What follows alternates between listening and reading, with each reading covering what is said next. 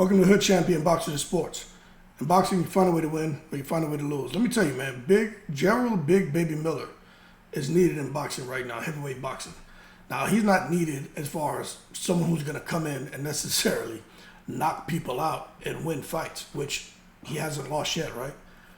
But because he does not care what he says. This man speaks his mind, and that press conference yesterday had no pulse. You know what I mean? He was able to breathe life back into it by doing what he does, which is speaking his mind. Now, I'm going to tell you this, right? So there are a lot of people disappointed that Gerald Big Baby Miller is on the fight card. And I got to be honest with you. I don't like the things that he tested positive, the idea that he tested positive for banned substances. Not just one time, just failing a couple tests, having a chance to return to the sport of boxing, and then, still popping. It just makes you question, the fact that he has, 20-something wins and his knockouts. Everything before the AJ fight makes you question if he earned that off of his hard work, dedication, or if that was earned with a little bit of help by Peds. So I can understand people saying, hey, we don't like him, he's disgusting, he didn't earn his right to be in this position, because we don't know if it was because of his commitment to the sport that he was able to, just mow through those opponents he faced.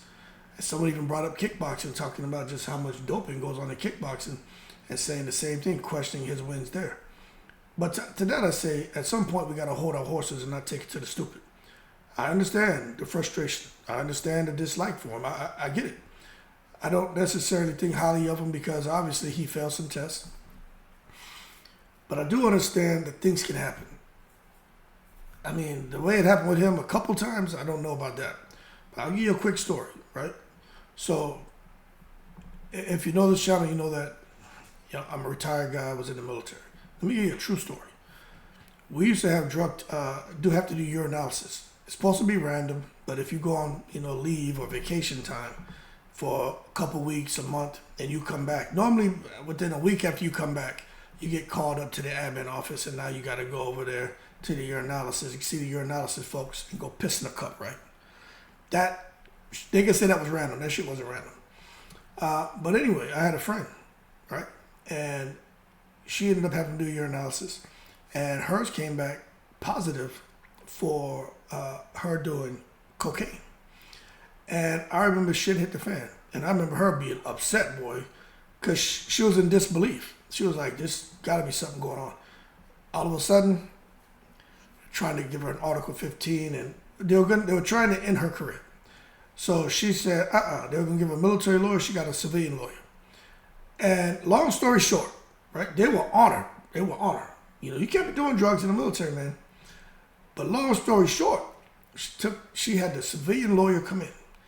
And he ended up somehow, being a lawyer and doing what a lawyer does, found out that the way they handled, they were handling the urine samples, right? They had some trainees in there.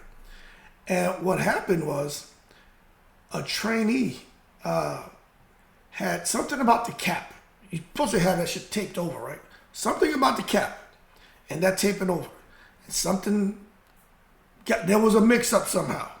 Anyway, wrong label, a possibility of a label switch. Anyway, check this out.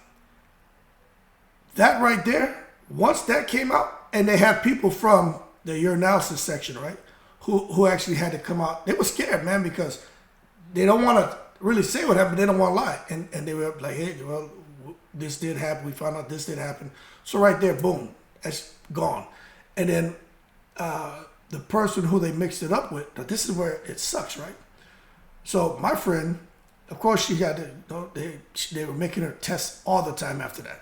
And she never came up positive. But the person where there was supposed to be the mix-up, now how that labeling thing happened and someone taking the cap off and that's taped over. You ain't supposed to break that seal. I don't know what happened. Being negligent, young people, trainees, on the job training, somehow something happened.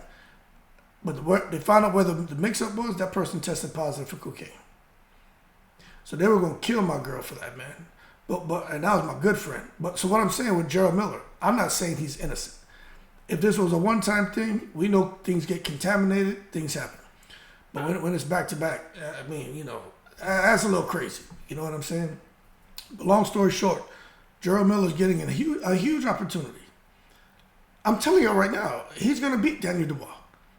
Daniel Dubois, he just doesn't seem to have it all upstairs. But he starts getting hit and touched.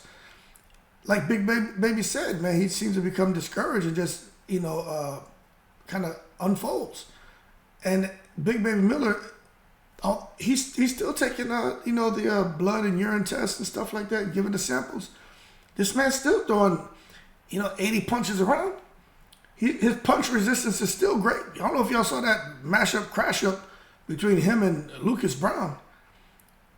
But don't get me wrong, Daniel Dubois to me is a step up in competition for Gerald Miller. But what I'm saying is he's still doing the same things now that he was doing before, right? So I don't know. But if he does beat Dubois, I think Gerald Miller, if he gets a big money opportunity, he'll probably go that route. But it sounds to me like he wants to go after Manuel Charr. I think Manuel Charr is a much easier fight for him, and he'll pick up an interim WBA belt, and then he's there right there in the mix. Well, could go on for a unification, become mandatory to whoever has undisputed. Isn't that crazy? And Eddie Hearn was sitting over there, man, and he didn't know what to do, what to say. Because you could see that in a weird kind of way, Eddie Hearn likes him. But at the same time, he's like, as much as I like his personality, this guy was trying to, you know, Eddie Hearn feels, trying to kill my friend and Anthony Joshua. So Eddie Hearn's loyal.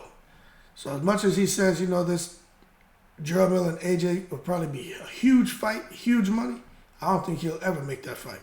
So Gerald Miller's best bet is to get through Dubois. And he should be counting his blessings. I did a video saying that Gerald Miller should be out there, should be on the undercard. And but I was like, hey, if they don't know who to put AJ in there with, put him in there with Gerald Miller, it will sell. Somehow Gerald Miller ends up on the fight card, not against AJ, but just as I said, that's the guy you need. And he did exactly what I said he would do. He started running off at the beak. And after that, everything livened up. Everybody came to life. You know what I'm saying? Everyone came out of rest mode. But going forward for Gerald Miller, I'm be paying attention to him, man, because Daniel Dubois, I don't know. I like Daniel Dubois, but man, just don't seem to be the same ever since the Joe Joyce fight. And Gerald Miller is a guy who can get in his head, make him uncomfortable, and he's going to come into the fight. And we're going to see. I didn't see Don Charles there, no, that's Dubois' trainer. But we're going to see how it goes. But, man, if Gerald Big Baby Miller beats him, which he has a good chance of beating him, which I think he will, Gerald Big Baby Miller's right in the mix. And he has Salita with him. He has a couple fights left on that deal. He's already trying to line some up with Frank Warren because, you know, he can go and be co-promoted. So Gerald Miller is doing things in a smart way. People won't let him escape the fact that he had those hiccups, you know, and I understand those are big hiccups. But he seemed to have figured this thing out now and is plugging along. But this is the fight he needs and the platform he needs to get right back in the mix. And I think it's a good thing to have him there. Yeah, he's brash and he crosses the line, but you know what? That's entertaining. And, you know, a lot of times you get guys who don't want to be the villain. Could you imagine if Terrence Crawford talked like Gerald Miller? Could you imagine? Terrence Crawford would be a mega superstar. But, you know, if that's not your personality, you shouldn't try to force it. Gerald Miller is naturally, like he says, bullyish, right? That's his personality, and that's what it is. And that's why he's on the fight card. And I think if he does well, he may get another big fight. Against AJ, I'm not sure. But he's going to stay busy. So people who have an issue with it might as well get used to it. I don't see him going nowhere. And I think there are qualities he brings to the ring that's good for boxing and that boxing needs right now. That being said, y'all keep cool. Shout out to the veterans, all 7 continents. I'm in the breeze.